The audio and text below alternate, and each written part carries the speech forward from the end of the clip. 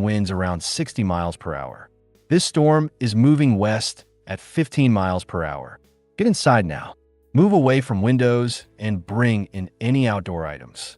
We'll keep you updated.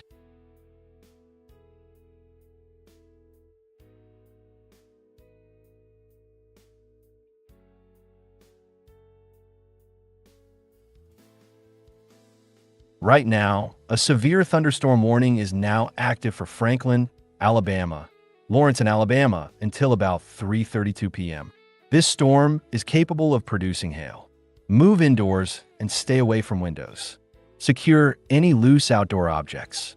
Keep yourself safe. Heads up! New severe thunderstorm warning issued for Franklin County. Heads up! New severe thunderstorm warning issued for Franklin, Lawrence. Severe thunderstorm warning for Franklin, Lauderdale,